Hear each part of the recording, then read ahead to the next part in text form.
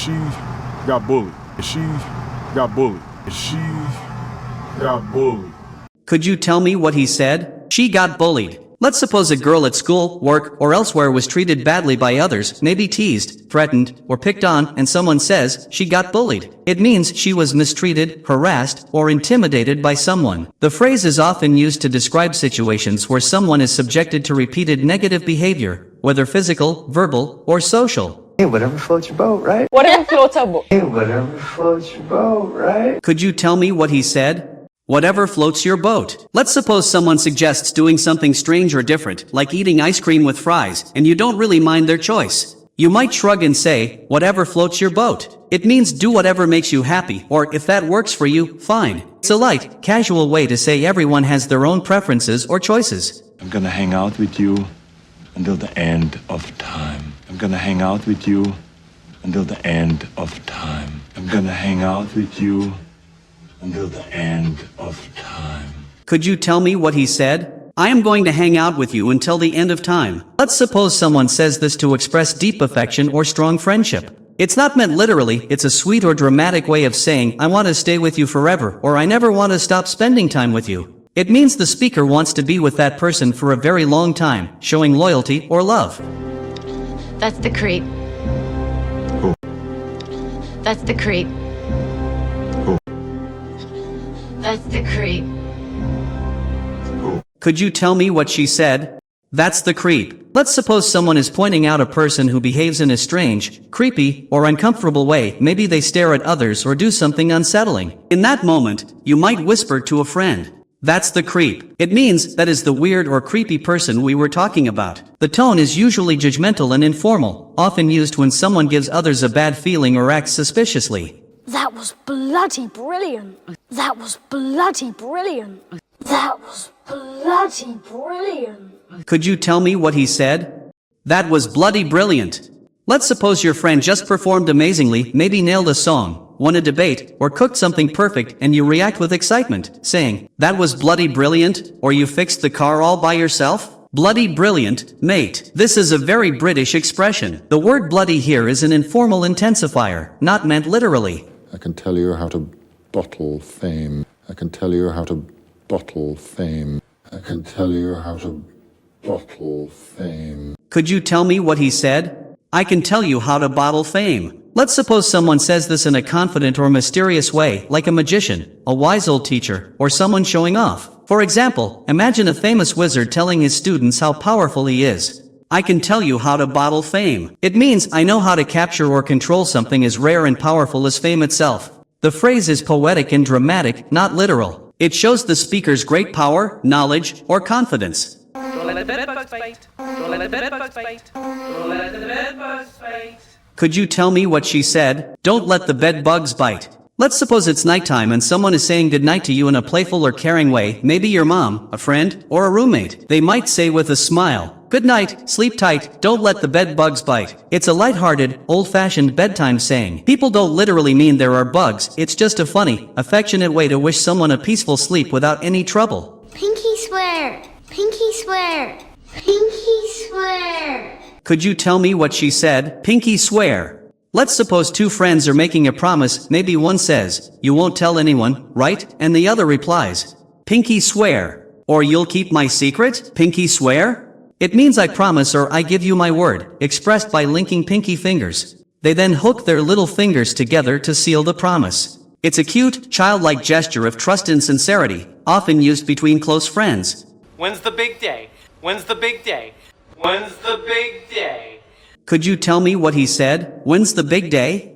Let's suppose someone you know is about to have a major life event like a wedding, graduation, or store opening. You might ask cheerfully, when's the big day? It means you're asking when that important event is happening. People often use this phrase to show excitement or interest in someone's upcoming plans. It's a dander, I think. It's a dander, I think. It's a dander, I think. Could you tell me what she said? It's the dander, I think. Let's suppose someone starts sneezing or feeling itchy whenever they're near a cat or dog.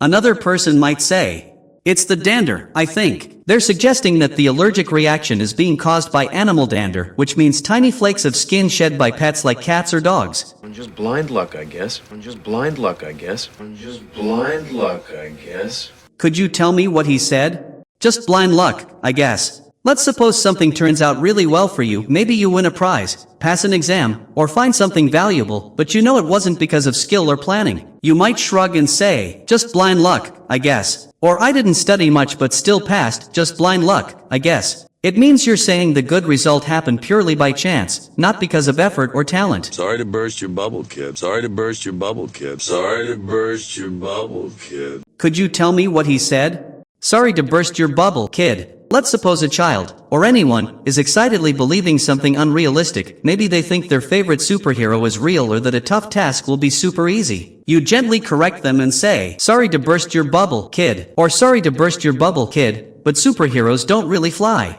It means you're apologetically telling someone a truth that destroys their false hope or fantasy. The phrase paints a picture of someone's happy bubble of illusion being burst by reality. If I'm telling the truth. If I'm telling the truth. If I'm telling the truth.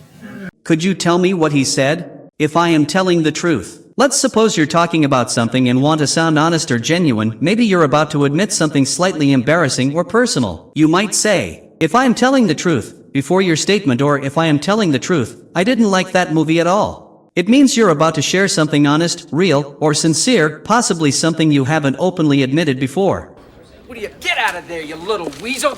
What do you get out of there, you little weasel?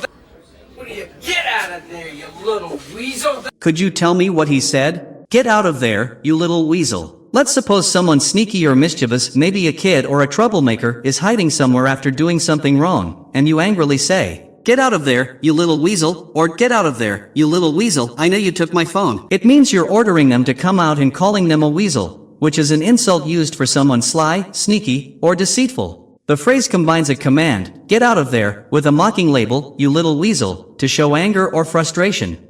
This really, really stinks. This really, really stinks. This really, really stinks.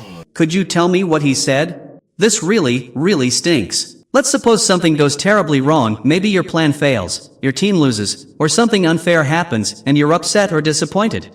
You might sigh and say, this really, really stinks. It means you're expressing strong disappointment or frustration about a situation. Here, stinks doesn't literally mean smells bad. It's a casual way to say something is unpleasant, unfair, or annoying. I'll be back in a flush. I'll be back in a flush. I'll be back in a flush. Could you tell me what he said? I'll be back in a flush. Let's suppose someone says this after excusing themselves to go to the bathroom, maybe as a playful way of saying they'll return very soon. The phrase, I'll be back in a flush, is a humorous twist on I'll be back in a flash. It means I'll be back very quickly, but the word flush is used here as a bathroom pun, a light, funny way of saying it. Again, you've been hitting the sauce because you're not making any sense. Again, you've been hitting the sauce because you're not making any sense. Again, you've been hitting the sauce because you're not making any sense. Could you tell me what he said? You've been hitting the sauce because you are not making any sense. Let's suppose someone is talking nonsense, acting silly, or behaving strangely, like slurring their words or saying something totally illogical. You might say, half jokingly or suspiciously, you've been hitting the sauce because you are not making any sense. It means you think the person has been drinking alcohol. The sauce is a slang term for alcoholic drinks, and that's why they're not speaking or thinking clearly. Weather is with us, sir. Weather is with us, sir. Weather is with us, sir. Could you tell me what he said? Weather is with us, sir. Imagine you're leading a mission, sailing a ship, or flying a plane. Weather can make or break your plan. If it's raining, stormy, or windy, that's bad weather and can stop your progress. But if it's clear, calm, or sunny, then you might proudly say, the weather is with us, sir, meaning nature is cooperating, not working against you. It shows readiness and optimism, like saying, conditions are perfect, let's move ahead. I'll be in touch. I'll be in touch. I'll be in touch. Could you tell me what he said? I'll be in touch. This phrase is often said at the end of a conversation, especially in professional or friendly settings. When someone says I'll be in touch, they mean they'll contact you later, maybe through a call, text, or email. It's a polite and sometimes slightly formal way of saying goodbye while leaving the door open for future communication. Very hush-hush stuff. Very hush-hush stuff.